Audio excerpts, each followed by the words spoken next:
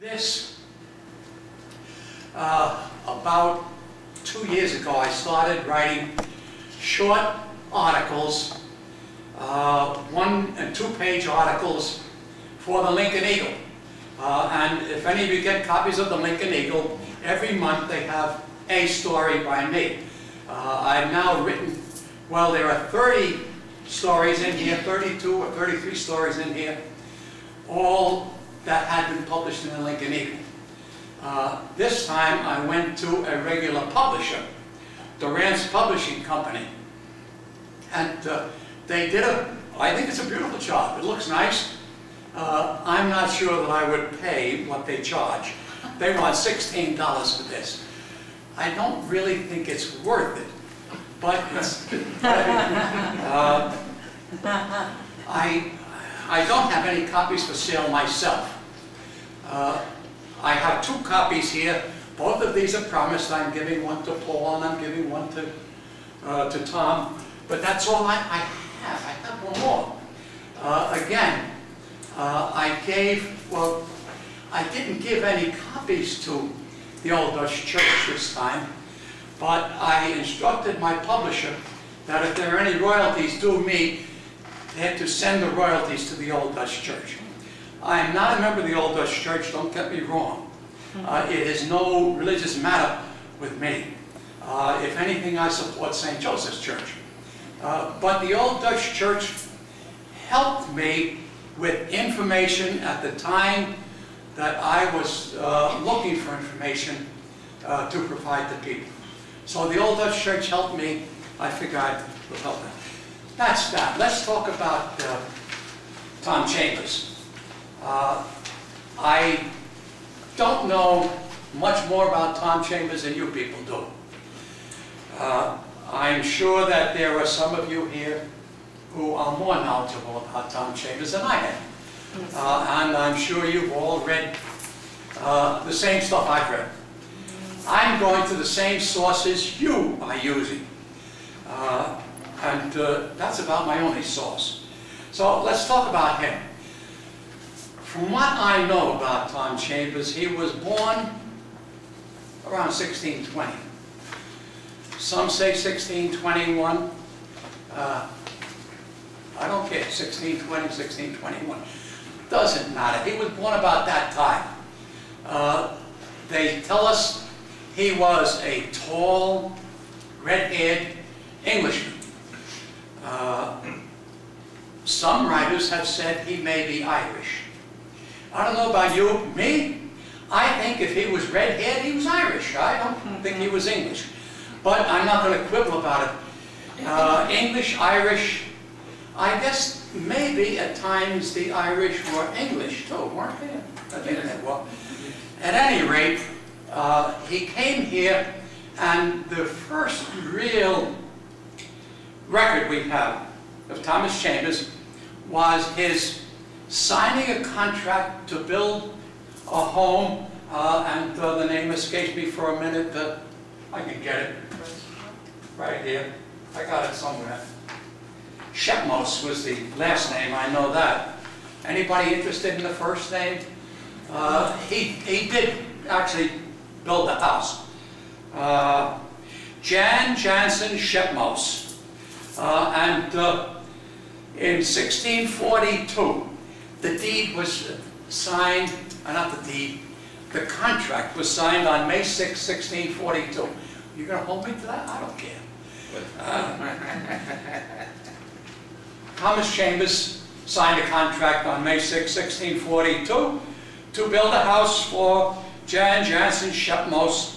The building price was $46.40. There you are, you want, there's something. How many of you had that? I think it, I found it. So that was 1642. That's the first we heard of Tom Chambers. Then we don't, well, he did build a house. Let's get that. He built the house, and it took him maybe 3 or 4 months to build the house. So in 1642, he's wandering about Manhattan, and we don't hear about him until 1646. In 1646, he signed a deed with Rensselaerville. On September 7, 1646, he signed the deed. Now, if he was born in 1620, 1646, he's 26 years of age. 1642, he was in Manhattan. So 4 years later, he's gone up to Fort Orange. He's in Albany area. 26-year-old man. We read in Alf Evers. Alf Evers, by the way, I think has written quite a bit about Thomas Chambers. Ralph Evers seemed to imply that Tom Chambers was a kind of a wild person, and I believe he was.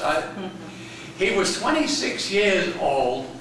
Everybody his age, they were all drinking beer, they were all drinking wine, and why wouldn't he? He had a friend, Chris Dietz, and I'm sure they did a lot of drinking together. From what I hear, they were involved in several fights in Albany. But he's a young man. He's not married. Well, not quite yet. I imagine he's still looking at girls at 26. Maybe they were looking at him too. I would hope so. Would be nice. But anyway, he hitched up. 1648 is the next time we come across him. And he's getting married in 1648. Married to a special individual. Special for his life. He married the widow of, and I'll get his name correct, Matties Jansen van Keulen. Matties Jansen van Keulen died in 1648. Matties Jansen van Keulen was really of interest to me. I would think he'd be of interest to you too. The Van Keulens were fairly wealthy in Holland. They came from a city called Keulen, K-O-L-N. It was a German city when it was spelled K-O-L-N. When it was a French city, it was spelled Cologne. You've heard of Cologne? You've heard of Keulen, K-O-L-N. Are there any Germans in the area here? The O had what's called an umlaut.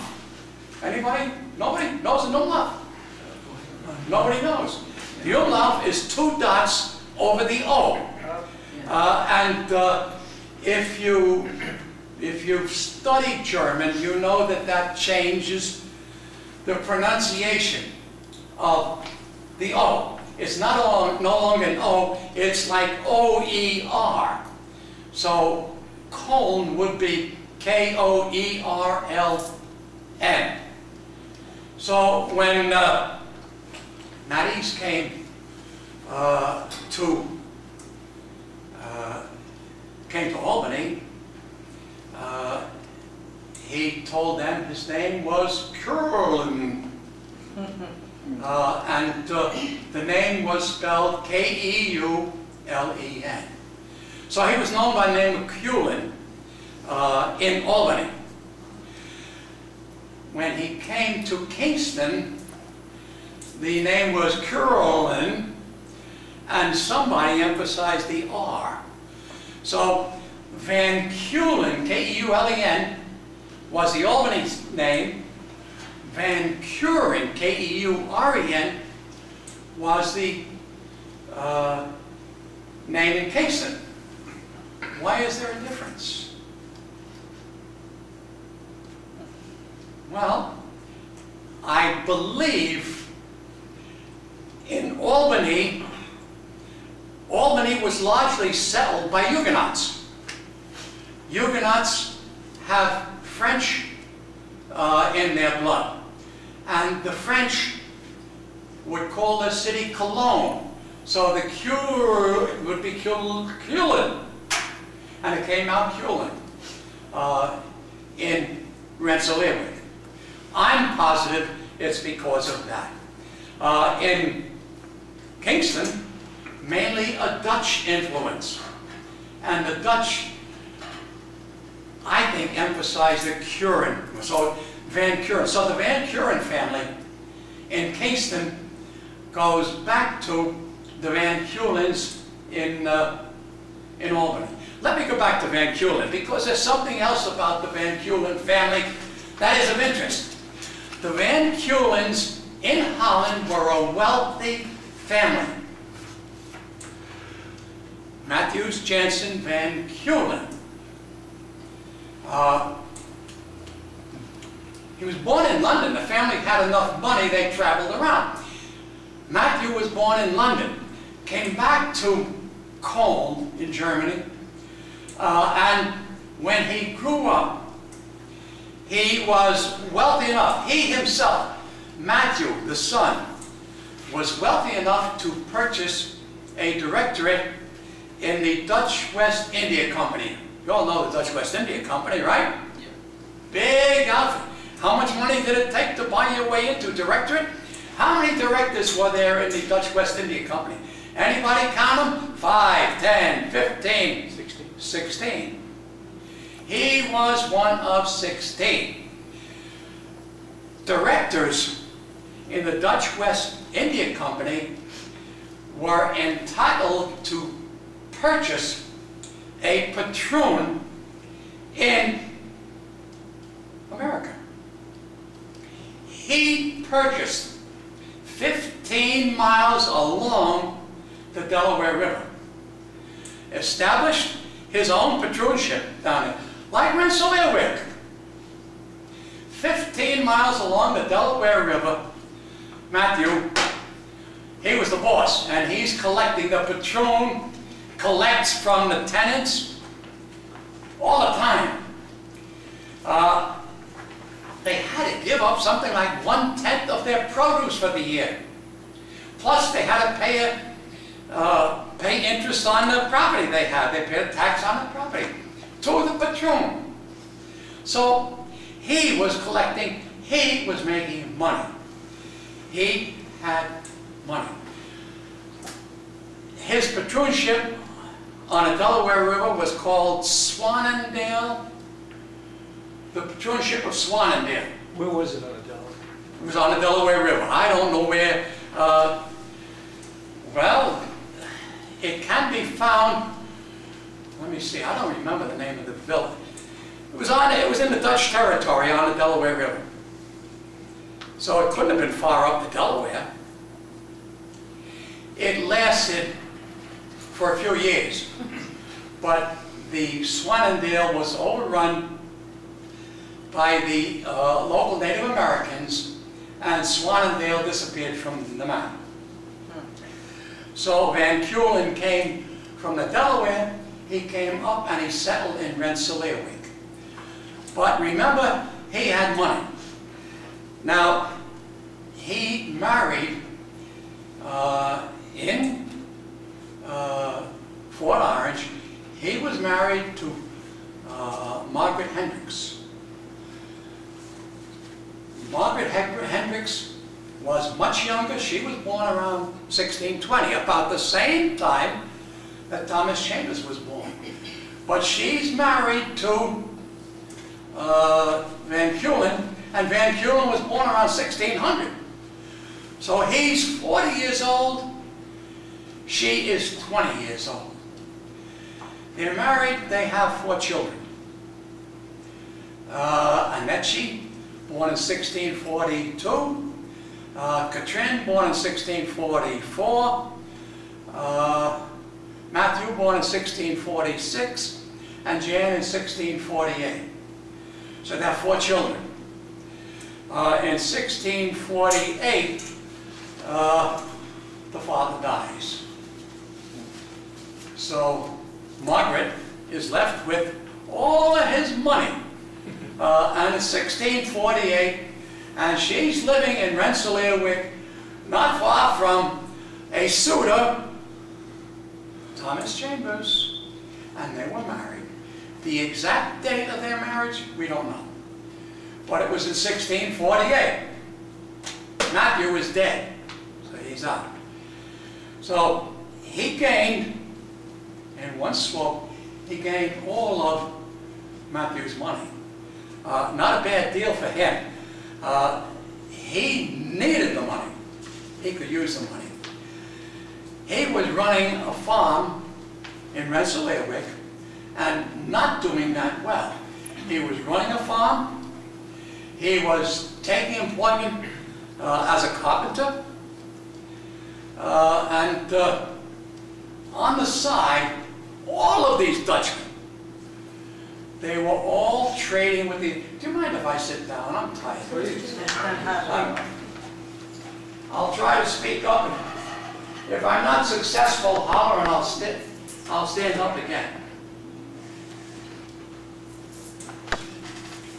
All of these Dutchmen came here, the Dutch and the English and the French and everybody else that came here. They all came here looking to make money. How were they going to make money? They all thought that there was a big profit to be made by purchasing skins, beaver hides, beaver skins. I'm sure that wherever they could get hold of these beaver skins, they were going to grab them and they were going to hold on to them and send them back to Holland and make money. I'm sure that it was a dog-eat-dog trade. By the way, this was illegal. Rensselaer didn't want you buying these skins from the Indians because he wanted to buy them. He wanted to make the profit. Well, these settlers were of a mean, if they could, they were buying skins. I imagine that the two Indians that sold the property to Chambers, and the sale did go through, I imagine they were here with beaver skins, trying to sell them. And when they came, they were talking to these settlers in Rensselaerwick, and not many of them were happy. This was not a favorable location for tenants in Rensselaerwick. None of them liked paying out rent on this property. None of them liked paying for every other charge. And the patroon was a dictator within his patroon wing. He controlled their lives. They were bound to him. They were like servants, like slaves for him, I guess. So I'm sure there was a lot of animosity. So the Indians are there, and they're trying to sell pelts.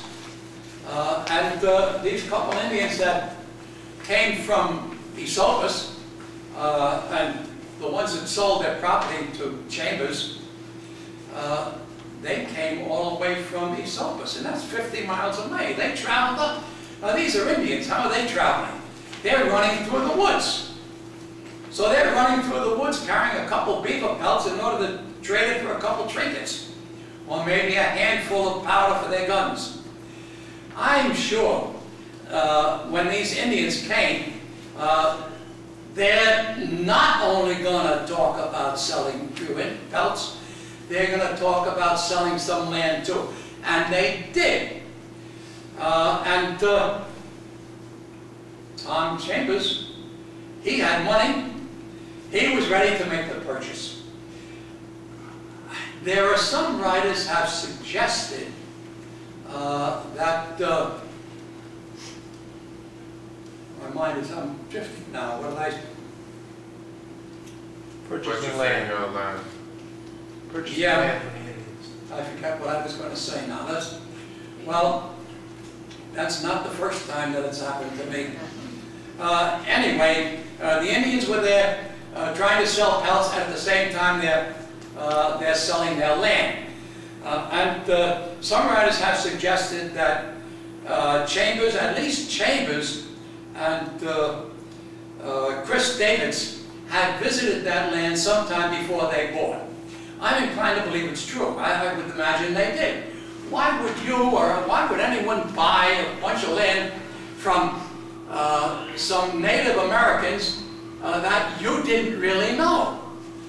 So I'm sure that they had visited here. Certainly Chris Dietz had. Chris Dietz he visited Indian tribes all over the place. He liked to travel around the country visiting the Indians. So I'm sure that at least he was down looking at the property in East Sopus. I'm inclined to think that probably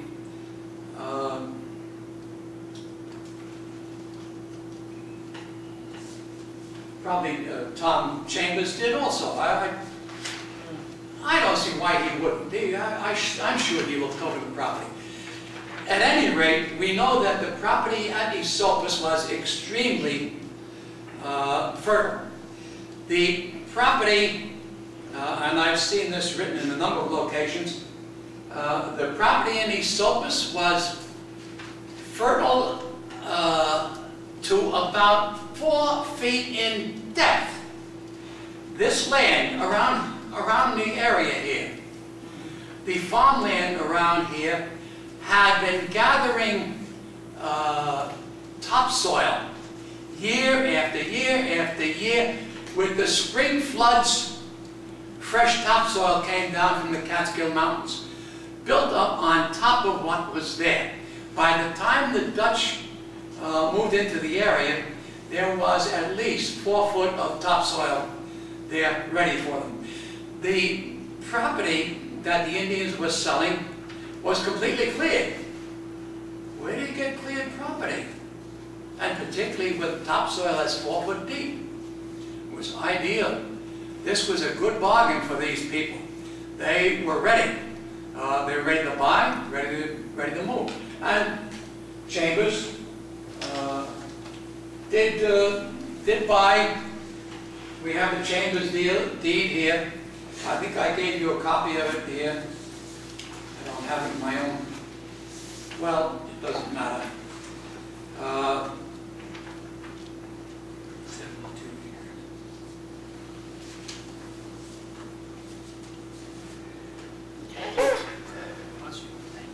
So 1652 anyway. And we have the Chambers buying the property and Margaret going with him. Chambers, I'm sure you're all familiar with this. Chambers had no children of his own. He married Margaret Hendricks. She had just had 4 children. I told you about them, 1642, 44, 46, and 48. She had 4 children. I don't imagine she was beyond her childbearing years. Chambers, in 1652, all right, if he was born in 1620, he's now 32. Can he still have children? I'm sure he could have, but he didn't. So he and Margaret and 4 children came down to Kingston in 1652. Are we certain of the year? We think it was 1652 is the date on his deed. You have a copy of his deed. I gave you a copy of it somewhere. I don't have it here, but it's in here. I know it is. No.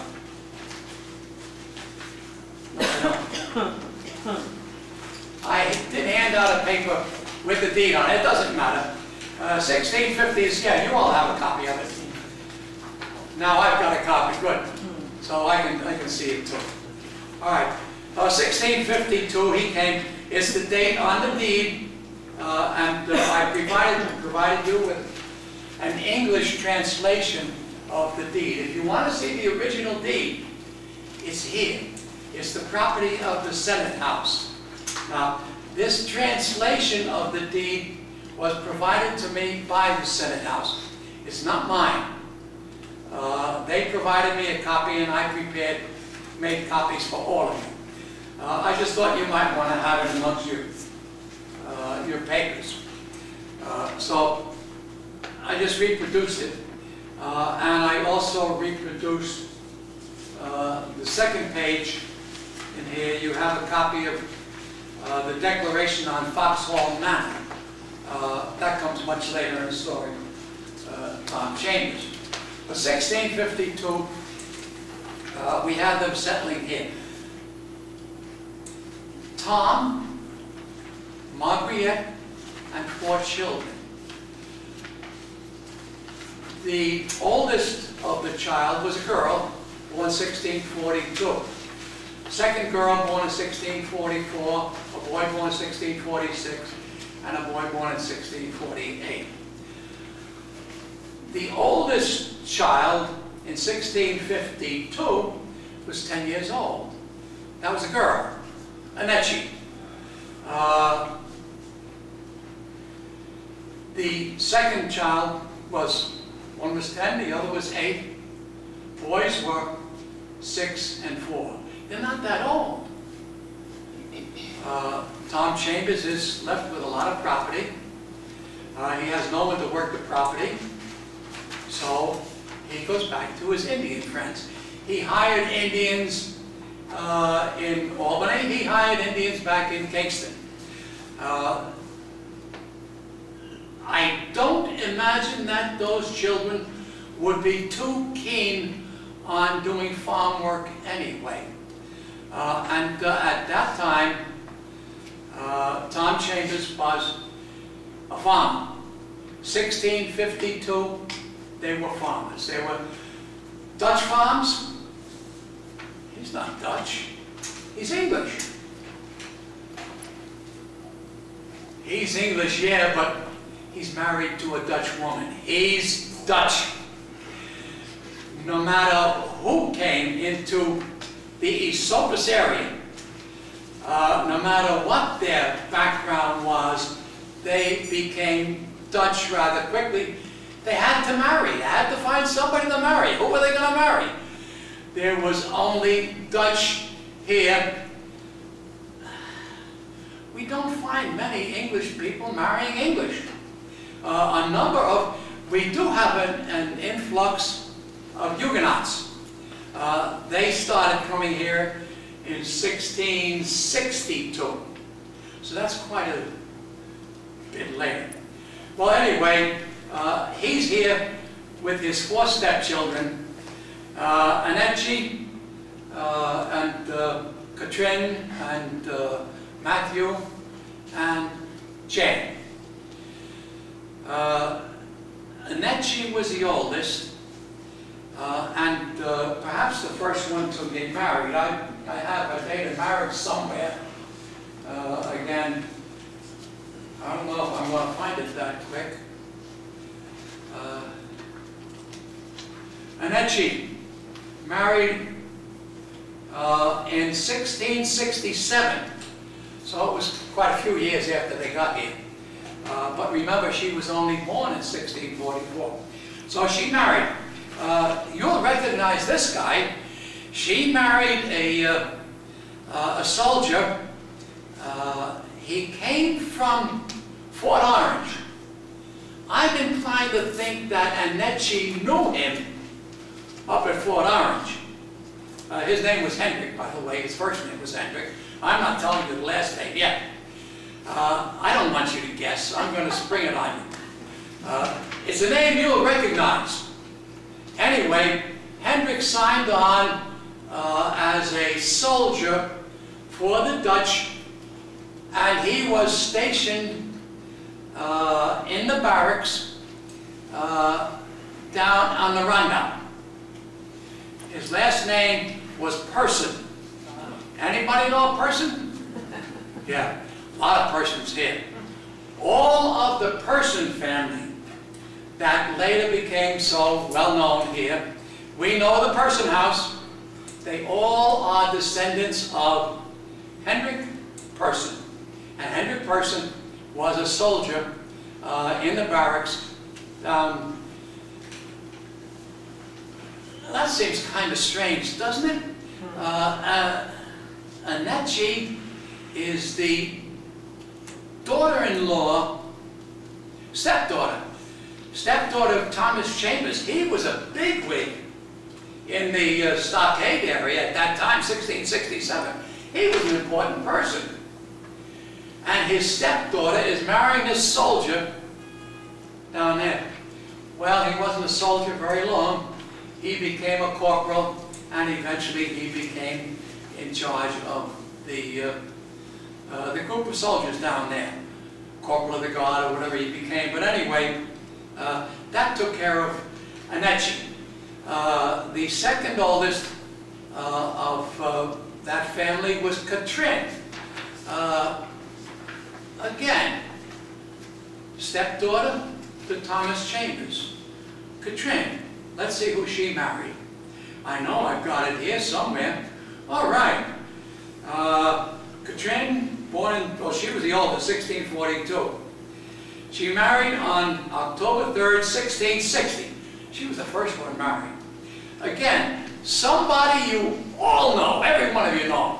I don't have to tell you his name. His name was Jan Jansen van Amersfoort. Who was Van Amersfoort? Jan Jansen van Amersfoort. Who was he? Revolutionary War. There was one house was not burned by the British. Van Steenbergen.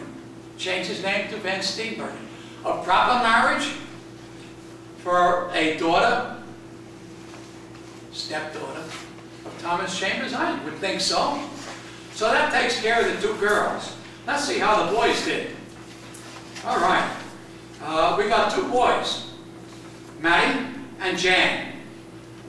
Jan was the oldest. He was born in 1646, and he married September 28, 1667.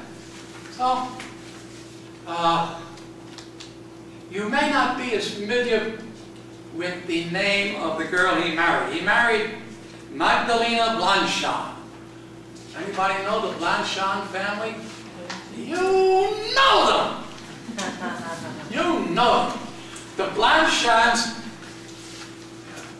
very influential family, extremely wealthy. Matthew Blanchard was a horticulturist, a Huguenot, one of the Huguenots that came here. What's the first Huguenot family we all know about? Nobody knows them. Du Bois. You know the Du Boises, right? Du Boises, and how about Anthony Crispell? Brothers and sisters-in-law, aren't they? Well, I'm talking about Jan, married Magdalena Blanchard. She was a sister-in-law to Louis Du Bois, sister-in-law to Antoine Crispell. Wealthy family. Matthew Blanchard, by the way, got in a big argument with Charles DeWitt. But they settled their differences eventually. But these were important families in the early community here. There's one more, Matty's. Oh, I got to tell you about Matty's. Matty's, born in 1648. He was the youngest of Marguerite. He was the youngest of Marguerite's children. He was born in 1648, and he married Chechi DeWitt. How many of you know anything about the DeWitt family? Money, money, money, money, money. The DeWitts had dough. Take a ride down Hurley Avenue and turn in where you see the sign Sudan Farm. And take a ride down that private lane if they let you in. When you go down that lane, there's a caretaker comes walking out and stops your car as you're going down this, it's a private street, a private road.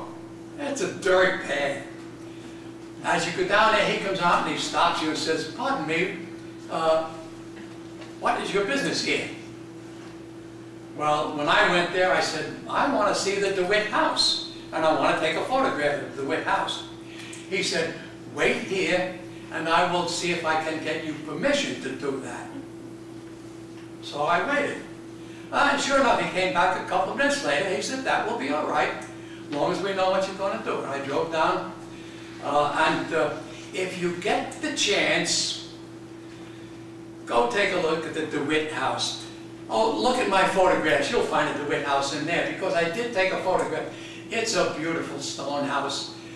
The DeWitt family had plenty of dough. Charles DeWitt was a Dutchman. No Englishman in that family. When he came, he bought 100 acres of land from the Indians. And he later bought more and more and more. The DeWitt family, they were prolific, by the way. He had something like 12 or 13 children. The DeWitts are very important in the history of Kingston, too. Later on, you may have read about Charles DeWitt during the American Revolution. You may have heard about Mary DeWitt. She was married to James Clinton, and the mother of DeWitt Clinton. DeWitt family were very influential. That must have been the biggest wedding of the year. Should have been. A Chambers marrying a DeWitt. Chambers' son marrying into the DeWitt family. Must have been a major event. I couldn't find a record of their marriage at the Old Dutch Church. Matter of fact, just for your information, Thomas Chambers did not join the Old Dutch Church until 1692. That's 2 years before he died. He was extremely generous to the Old Dutch Church. Lots of money. He signed up to give, I don't know, $200 a year to the Old Dutch Church for maintenance. For the dominie needed a salary, so he signed up. When it came to build a church, the dominie's house, the minister's house in the Stockade, he was there. He was #1 with money. He was a big donor. He gave freely, but he did not join the church. Margaret, his wife, she signed up #1. She was there the first day. She joined the Old Dutch Church. She was a #1 member of the church, took part in the First Communion. They celebrated their First Communion, I think it was December 6, 1660. I believe that's the date. I've got it here somewhere. If anybody's interested, I can go through and find out all of these things. I don't have it all at my fingertips, but she was there. And there was something like, I think there was something like 20 or 25 people who joined in at the First Communion service that was served at the Old Dutch Church.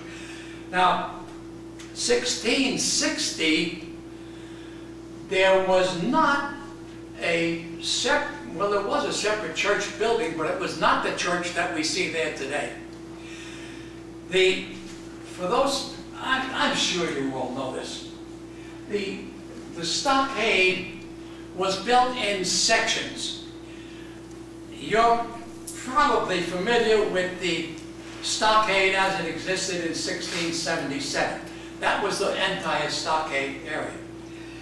1658 was when they built the first stockade in Kingston.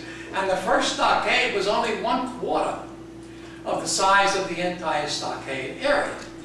The first stockade, and don't tell me about streets, there were no streets in there, there was just 4 walls.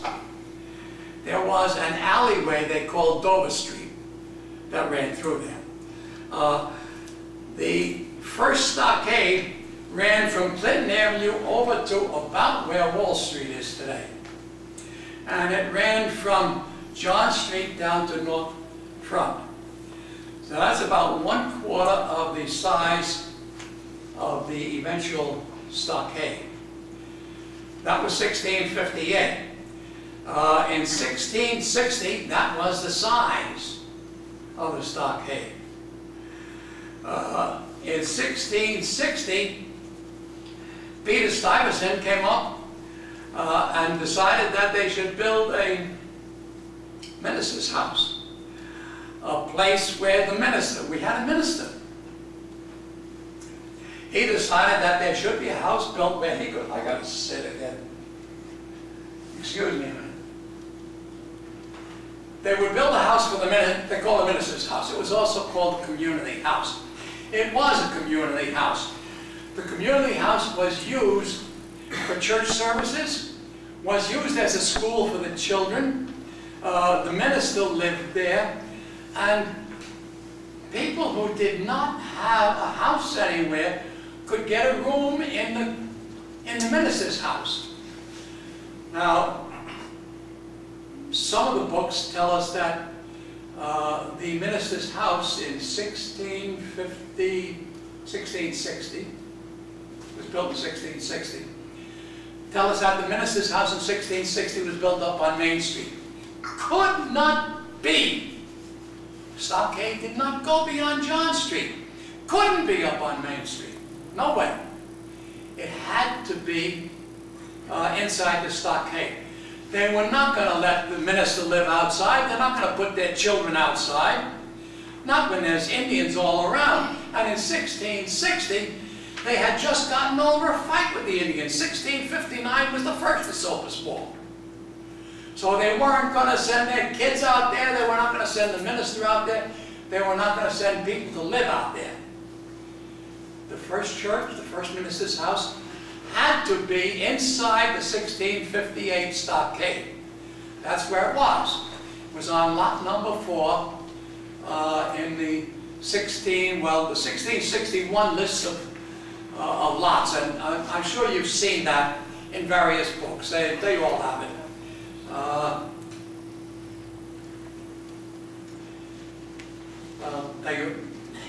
I'm sure you've seen it. There's a list of lots in 1661, the first lots, and then the second lots are after 16. But the second lots were constructed after the stockade had extended over to Green Street.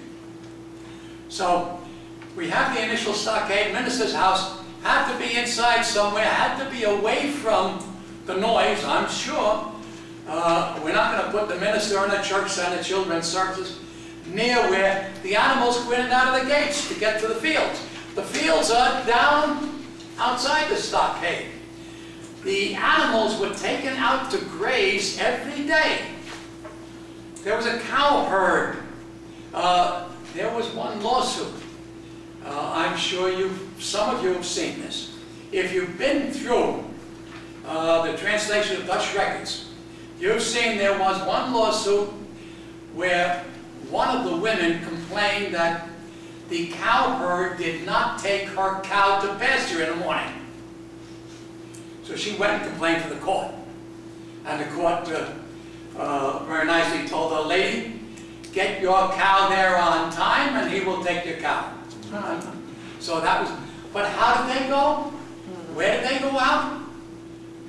They went out North Front Street. The western end of North Front Street led to Frog Alley. You all know where Frog Alley is, right? Right down Frog Alley, and they walked across the Esopus Creek. So the minister's house, I claim it had to be on to that what we call John Street today, right where Wall Street exists. Wall Street was not cut through until 1826. Why? Because there was a large stone house right where Wall Street exists on the north side of John Street. And the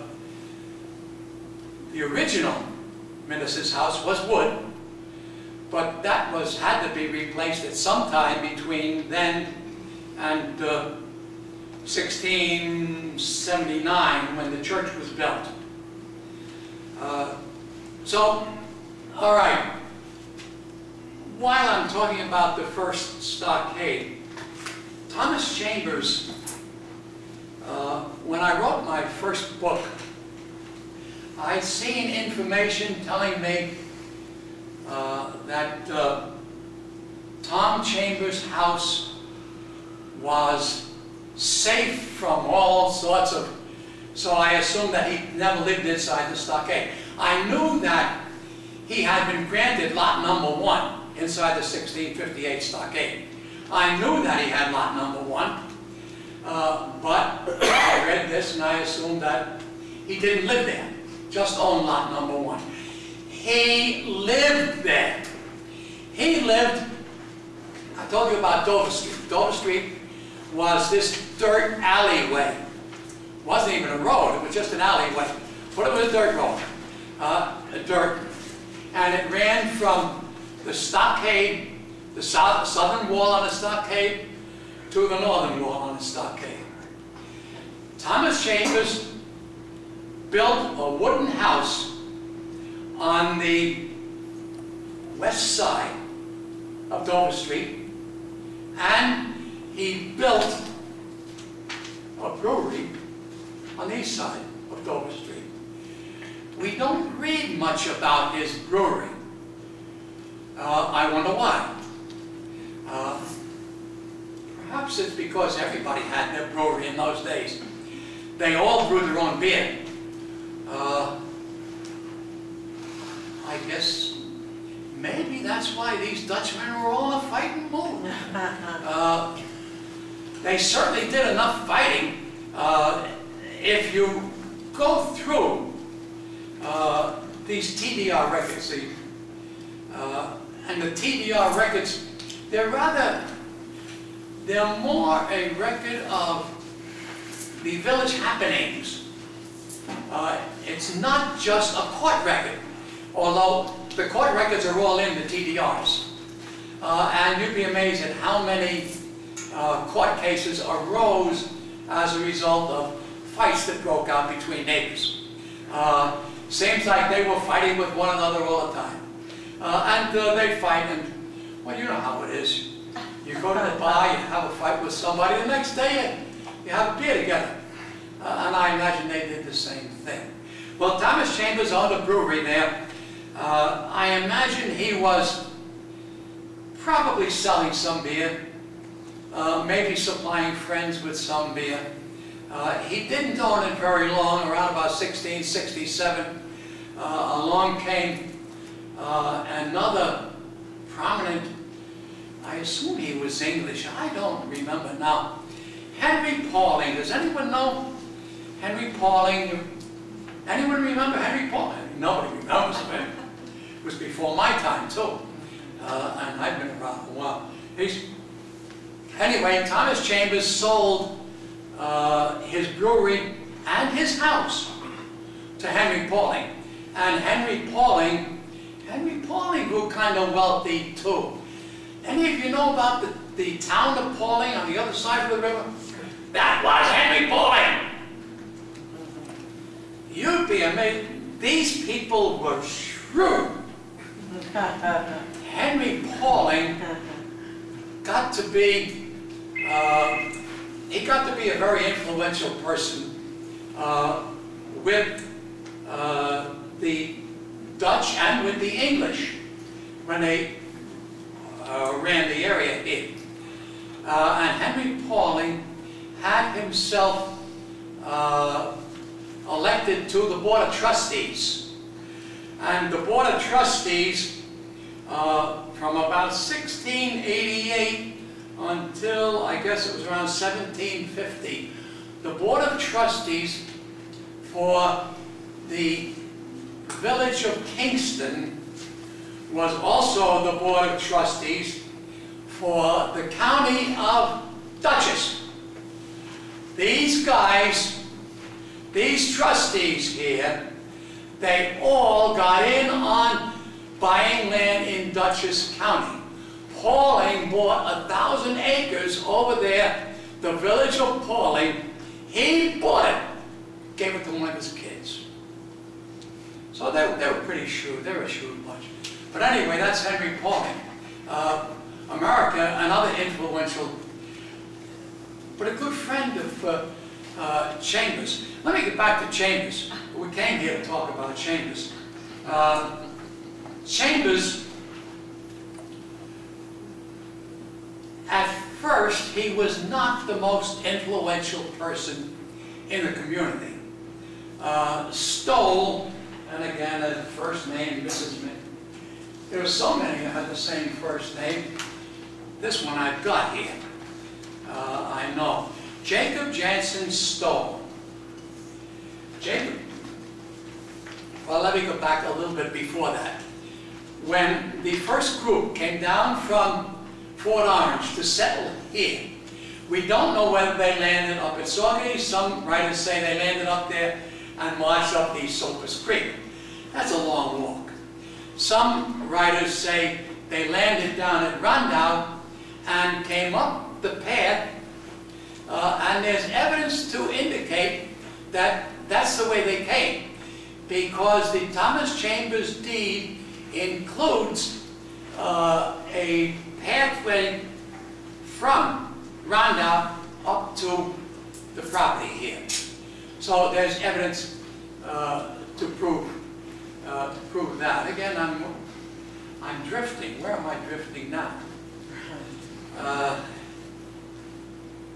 Anybody got an idea to set me off? Well, oh, I know what I'm thinking. I'm thinking about Thomas Chambers becoming an influential person in the community. In the first community, Tom Chambers and Christopher Dietz were probably the influential people on the trip down. They were both very familiar with the Indians. They both were fluent in conversing with the Indians. They both spoke English. They both spoke Dutch. Tom Chambers, in addition, was familiar with the Dutch court proceedings, and he was familiar with the English court proceedings. He was a valuable man, really. Christopher, oh, what can I put the name of? Chris Davids. Very important as far as getting along with the Indians was concerned. He lived with the Indians. He traded with the Indians. He traded whiskey to the Indians. He ran a trading post down on the Rondout. Why did he have a trading post down there? That's where the Indians were. And it kept him in contact. When he sold his trading post on this side of the Rondout, he moved to the other side of the Rondout to be closer to the Indians again. So he was influential on a trip down here. When they got here, you would imagine that Thomas Chambers was the most influential person. But oddly enough, he wasn't. Why? I think it was because Mr. Stoll, did I give you his name? Jacob Jansen Stoll. Mr. Stoll had the largest house in the community. So every time they entertained Peter Stuyvesant here, Peter Stuyvesant had to have a place to stay. Where did he stay? In the largest home in the community. And Stoll's house was large enough so that whenever the people in the neighborhood wanted to meet for some reason or another, they met at Stoll's house. So I'm inclined to believe Stoll was the most influential person in the area in the first couple of years, from 1652 until roughly 1662. Meanwhile, Thomas Chambers was no slouch. He was a big, strong individual, free with his fists. He was a fighter, and I think everybody knew it. They knew it in Fort Orange up in Albany. In Albany, Thomas Chambers was the captain in charge of the militia at Fort Orange. He was captain in charge of the militia, and lieutenant under Chambers was Hendrik Joachimson. Everybody knows Joachimson, right? Sure you do. Name is Schoonmaker. Change it to Schoonmaker. Joachimson was up in Fort Orange. Meanwhile, these settlers came down here. They are settled here. Thomas Chambers, captain of militia up there, 1659, the first Indian revolt, captain of the militia in 1659, Thomas Chambers. Again, why would they pick him? It's obvious to me. He was the biggest guy in the group. What else do you do? If you get a group together and they want to pick a leader, who do they pick on? And particularly if you think you may have to fight, you get the big guy and put him up front. I'll follow. So, he was up front, up in Albany. Hendrik Joachimson was right behind him, another big guy. But Hendrik Joachimson didn't come down in 1662. He was still up there, still in charge of the militia up in Fort Orange. 1659, the first uprising of the Indians. You all know the story, right? Thomas Chambers gave the Indians liquor, and they got boozed up, and then a couple of them were shot, and they came back and they attacked the there were a few people were killed, and Peter Stuyvesant come up and said, well, we better bring some people down. So they brought a number of soldiers down. One of those soldiers was Person. He came down in 1659. So he came down, and not only that, but they brought Hendrik Joachimson, came down 1659. But he's here in 1659, and placed second in command. He became the lieutenant of the militia here. Thomas Chambers, captain. Hendrik Schoonmaker was lieutenant in charge. 1659 war is over. We're getting into 1661. 1661, we have the stockade built, and that war is over.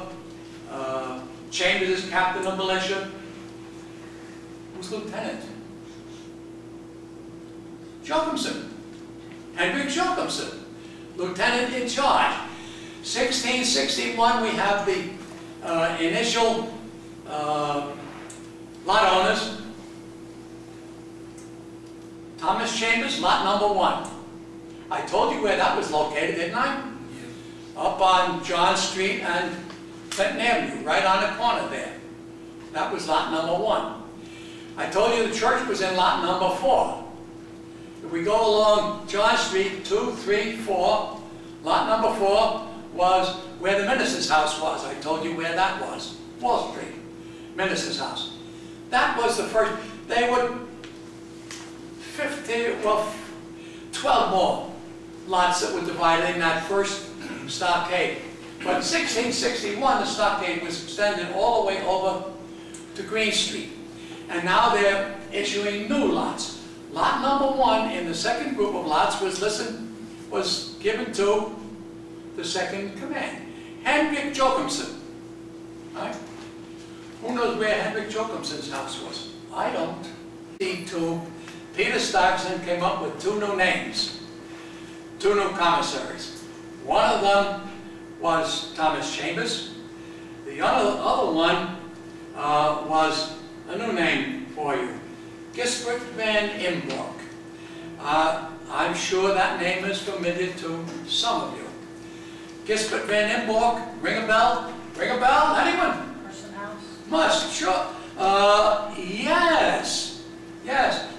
Gisbert van Imborg was given, I think it was lot number 13. But I have been able to trace, and I know Gisbert van Imborg had a wooden house where the Person house is today. That property belonged to Gisbert van Imborg in 1661. Gisbert van Imborg was brought to the colony in 1659. At the end of the Indian trouble, he was brought in to take care of those persons who were wounded in 1659. Gisbert was a surgeon in the Dutch army. He was not only a surgeon, but he was a barber. Surgeons did haircuts, right? If you look at again, translation of Dutch records, if you go through them, his last will and testament is included in TDRs. And when you go through his last two, you'll come to the same conclusion I did. This man was a storekeeper. He kept a store there because there was something like 8 or 10 pages of close typewritten list of all of the merchandise that he had in his possession. He had something like 4 different suits, 5 new hats and 10 old hats. He had farm equipment and animals and you name it. He had all kinds of things in his inventory. He had to be a storekeeper. And it had to be at that location. So anyway, he was there and he was appointed to be a commissary along with Thomas Chambers. And the two of them, they were not the only commissaries. I think there were 4 or 5 altogether. And they met approximately once every 2 weeks. And they would just listen to people's complaints and whatever else they had to listen to. But when you go through the records, it's interesting that they seemed to attend every single meeting. They didn't seem to miss a meeting. Not only that, frequently this group of whatever the magistrates, frequently they would appoint a committee to adjudicate some matter that wasn't settled in court. And who did they appoint? Thomas Chambers and Gisbert Van Imborg. The two of them. For 2 years, until Gisbert died, the two of them seemed to be the important people in the community. After Gisbert died, it was Tom Chambers, and he continued as commissary until about 1670. And it was around about 1670, I think 1672, that he was granted the manor. And I think that's interesting.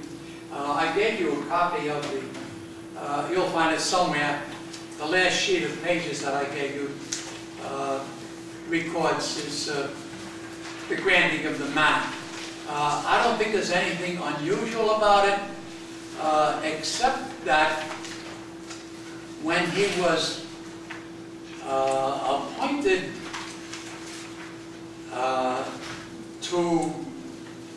in charge of the manor, he was the commissary for the manor from then on. It was his manor. He could buy and sell property. As a matter of fact, there were several transferred of property within the manor that can be found in the translation of Dutch records. Not many. I was purposely looking for them because I know that he had the right to buy and sell property. He had the right to collect. He ran the court inside the manor. He was the judge inside the manor. He was the boss inside the manor. The same way Rensselaer was in Rensselaer. The same way all of these patroons were. Something else, while it's on my mind. The English came in 1664. One of the things they did was to change the title of the patroons from patroons to manors. They were all called manors. And Thomas Chambers was made chief of the manor, and in that way placed on equal with the patroons who had bought all of that land on the other side of the river. So he was a very influential man. Money, he had her money. we don't hear much about Margaret, other than she died about 1681, I guess it was. She continued to be influential in the Old Dutch Church. And he continued to support the Old Dutch Church with finances. But like I told you, never joined the Old Dutch Church until 1692. What else can I tell you? Oh! He was not only remunerated with her marriage, but after Marguerite died, he did not remain a bachelor very long. He found another widow, Laurentia van Gospeek. Again, the Van Gospeek name is familiar. You've seen it at the Senate House, right? Van Gospeek name at the Senate House. The same Laurentia van Gospeek that married Thomas Chambers. After Chambers died, she remarried. Yeah. And that's how the Van Gospeeks got into the Senate House. Laurentia van Gospeek, was the widow of Laurentius van Gospeek, who for 1 year was dominee at the Old Dutch Church. He was pastor at the Old Dutch Church. Blom, the original pastor at the Old Dutch Church, after his wife Anna passed away, he retired. And they initiated a search to find a replacement for Dominic Blom, and they came up with Laurentius van Gospeek. Van Gospeek was quite an interesting character. I'm talking about everybody but, well, again, he was an interesting. He was a doctor. He had finished his studies and was a physician in Holland when he studied for the ministry. And when he was accepted to the ministry, he was recommended to become the next dominee for the Old Dutch Church here in Kingston. You never guess who recommended. Well, I don't even know, come to think of it. Well, anyway, he was recommended, and he became the second minister at the Old Dutch Church.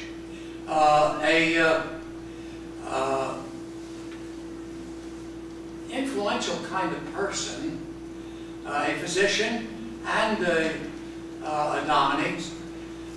One of the first things he did was to run around through the community, and by now most of these Dutchmen were getting to be pretty old people, so we don't hear much about them anymore. And Chambers was doing his thing up in his manor, so we don't hear much about him either. Van Gospeek signed up a number of new members for the Old Dutch Church, and he built the first stone church in 1679, built the first stone church that existed at the intersection of Main and Wall Street. Remember, Wall Street was not yet cut through, because this is not yet 1800. It's only 1679. And Wall Street wasn't cut through to North Front until 1825, 26, 27, something like that. When was it? 1827? 27. Right about, yeah. All right. What else can they tell you? Well, I thought that the Wall Street wasn't built from John Street to North Front until 1825. Right. But it was built. It was built above that.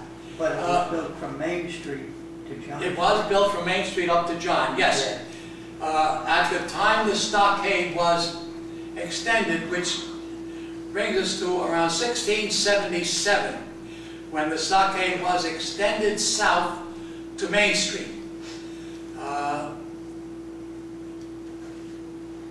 at that time, well, that was just in time for 1679 when the Old Dutch Church was built there. There was something else I was going to tell you. Oh, I may as well get into this. I don't know whether I want to. All right.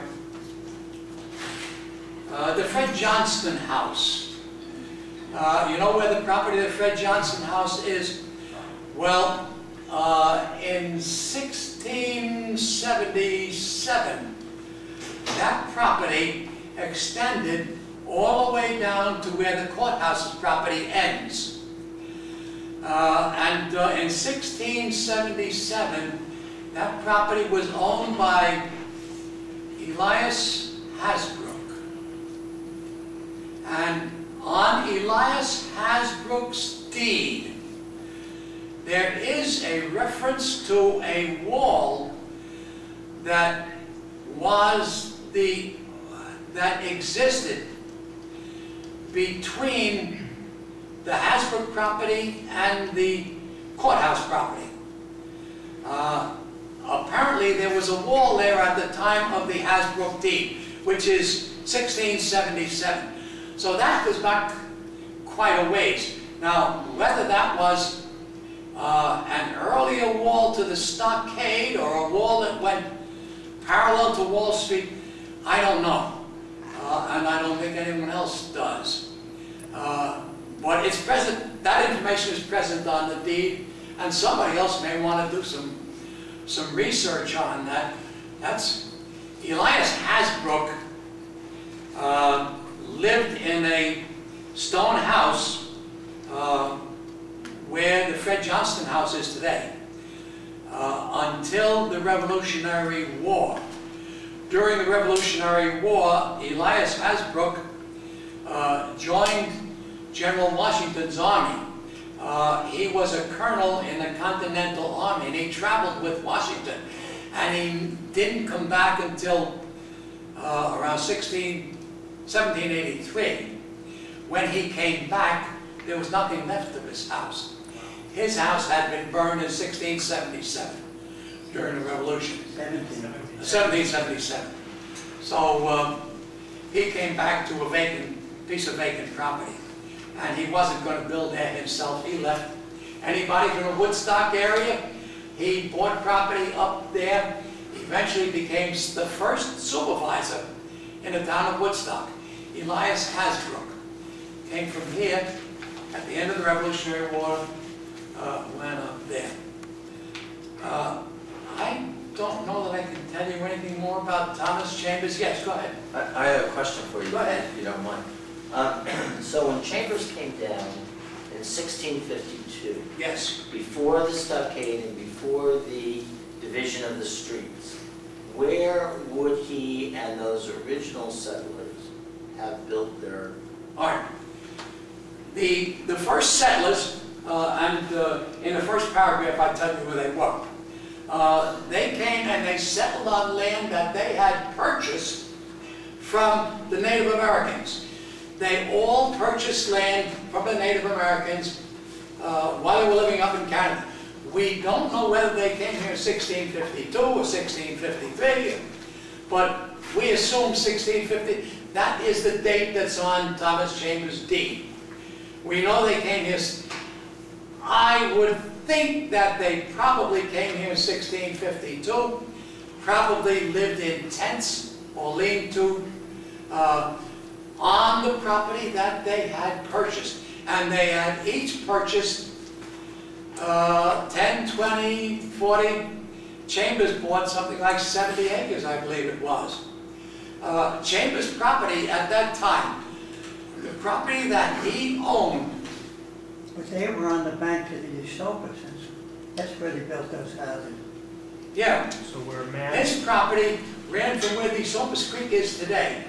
From the location where the Esopus Creek turns from going in an easterly direction to going in a northerly direction. Do you know where the bend is? That's where Chambers' property was. So that was around Manor Avenue. Yeah, the that area. lowlands by where the Kingston Plaza is now. By the way, If you're interested, oh,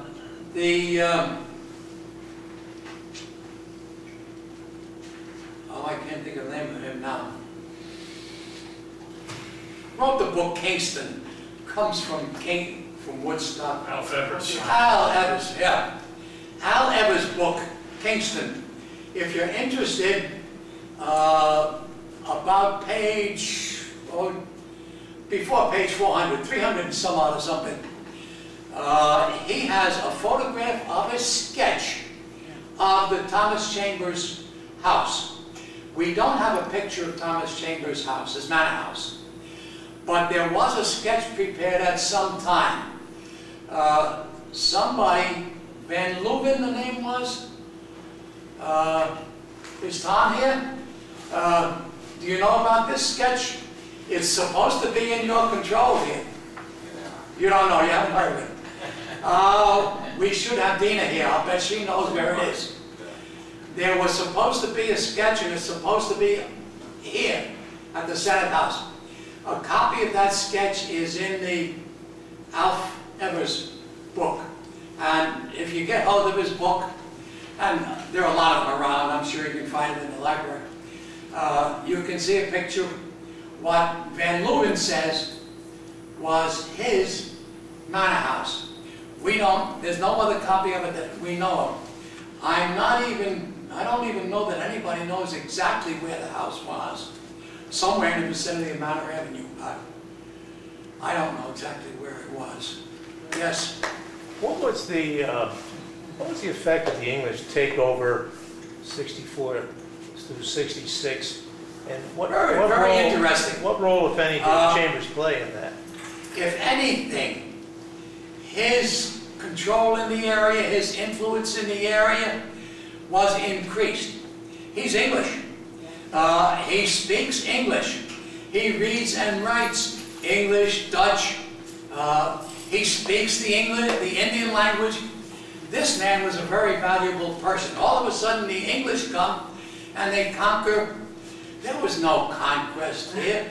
The English ships sailed into the harbor in New York City. They sailed up and they sent the message to Peter Stuyvesant, "We are here." And he said, "Welcome, brother." Practically. That's not exactly what he said, but that's, I think you get the idea. At first he wanted to fight them. But the burgers, you all know what a burger is? Go to McDonald's. The burgers were the influential business people in town. The burgers told Peter Stuyvesant, "You're not gonna fight. Look at them, there's 4 ships there. They got 600 soldiers there. What do we got? We got nothing." They didn't even have a fort. They had an earthworks there that they called Fort Stuyvesant, I think, or Fort something. I forget what they called it, Fort Netherlands. Doesn't matter. It was only a dirt bulwark there. And they had a couple cannon. And they were not going to stand up against these British ships. So the English came in 1664. They said, "This is ours." And Peter Stuyvesant says, "Oh, I'm retired." By the way, Peter Stuyvesant settled on his Bowery. And if you're interested, his body is said to rest within, I think it's a little church on the Bowery. It's down at 10th Street and 2nd Avenue in Manhattan. I worked there, I know. I was in there. His body is supposed to lie inside there. I guess they have a crypt, and I guess he is. But that's where his farm was, his Bowery. Bowery is a farm. And that's where Peter Stuyvesant's Bowery was. He settled on his farm. He was done. The English came and they took over. They then sailed up the Hudson River, and they went past Kingston first. They went past Esopus. At that time it was called Wiltwyck. They went past here and went up to Fort Orange. Fort Orange was a larger village than Kingston at the time. So the English went to Fort Orange first. they knew if they got a capitulation at Fort Orange, Wilwick was not going to argue with them. And it turned out that Fort Orange didn't argue with them. They went up there with their ships and they said, "We are here." And they said, "Yeah, welcome, yeah, have fun." And they came down and they said the same thing here. There were repercussions in Wilwick, though. The English came here, and the English governor installed a military group here. We already had Thomas Chambers in charge of the militia, but the English came along and they left some English soldiers here. A Captain Brodhead, Daniel Brodhead, put in charge. And the governor said, "Hey, you're here, you're going to maintain order here, but treat these people decently. They're decent people. Treat them decently. Let them live according to their Dutch ways. Let the Indians live according to the Indians' ways." And he said, "All right." And the governor went back down to New York City because that's where they governed from down there. Daniel Brodhead governed from here. And he governed with a fist. He ran into opposition. He went to some of these neighbors around here. Louis Du Bois had a brewery. Went to Louis Du Bois and said, "I'll have a beer." And he wanted to exert his executive privilege. Louis Du Bois wasn't going to have anything like that. And his wife she stood right up and she said, "Hell no. Put the money here." She was a Dutch woman. Daniel Brodhead said, "Off with you, lady." He slapped a couple of them in jail. And they actually had a mutiny here in 1667. All over Daniel Brodhead and the military group that was the English soldiers that were left here. Eventually, we had a new English governor, Governor Lovelace, was assigned here. And he came and he made peace. It's interesting because he conducted an investigation. He sent a committee up here to investigate into the circumstances. And he told the committee, "You will investigate the circumstances, and then you will find that so-and-so, and so-and-so, and so-and-so, and so-and-so are guilty of treason against the English government." And they picked out some of them who were loudmouth. Trying to think of his name, the real loudmouth. It'll come to me, I know it will. Big in the Dutch church here, too. You know who I'm talking about. Why can't I remember this Treason name? was a capital offense, though. Did they execute it? Yeah. They were, these 4 or 5 people, the court of inquiry decided that they would be banned from the community. That was their decision. And they were banned. But a couple of weeks later, all was forgiven. They came back. They were back. And they were back in business. The one thing that did happen that was good, Governor Lovelace disbanded the English Army group then. They were relieved of their duty, and they were settled into a new community, Marbletown. They formed Marbletown, and it was Marbletown was formed with the military detachment. One time I tried to see if I could put together the names of all of the soldiers in the English, but I never finished the job, so I can't give you that. I wish I did, but I didn't. There's so many things to be done, and and I wish I had. I'd love to spend more time over in the county clerk's office. Somebody should get over there. The translation of Dutch records, and not only that, the trustee records. There are 8 more books of trustee records over there. Trustees were formed in 1687. And the trustees took over property management for the entire town of Wiltwyck, was then Kingston, the village of Kingston. And the trustees after that were the ones that managed deeds and the property records. But I spent about 3 months working there, but that was 2 or 3 years ago. I'm not going back. I can't do it. I just can't. I can't stand long enough to do the work. And trustee records and early deeds, a lot of them are contained in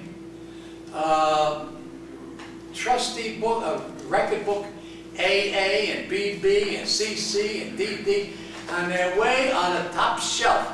You got to climb up a ladder about 5 steps in order to reach the books and bring them down. Right, Ed?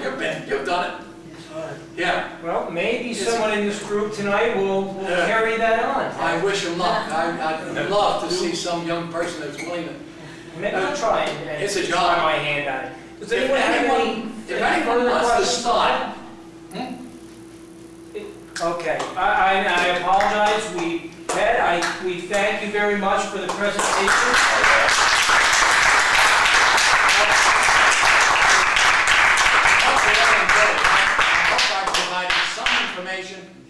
I know you're all interested, that's why you're here. So I hope I provided some information. This was wonderful. It's beyond Thomas Chambers. We got to learn a lot about the earlier settlers and a lot about the early part of Kingston, which is what this lecture series is about. And I want to thank everybody for coming here, and I hope you'll continue to come. This is Kingston's Buried Treasures. This is going to be a monthly lecture series. Couldn't be better to start this out with Thomas Chambers, who's considered the first settler of Kingston. As we know, there were others with him, but next month, for September, the subject of that is going to be General George Sharp, who was a Civil War hero. He was the leader of the Ulster 120th Regiment, which is one of the most storied regiments of the Civil War. In fact, many believe that were it not for them, the Union Army might have lost the Battle of Gettysburg on the second day. He went on to become the principal advisor for Ulysses S. Grant, so he is going to be the subject of our next... What's the date on that? That is September... It's the 3rd Friday of the month. I'm thinking September 19th, and we'll send out press releases for that as well. But every month it's going to be the 3rd Friday of the month, beginning at 5:30 right here in the Vanderlyn Gallery here.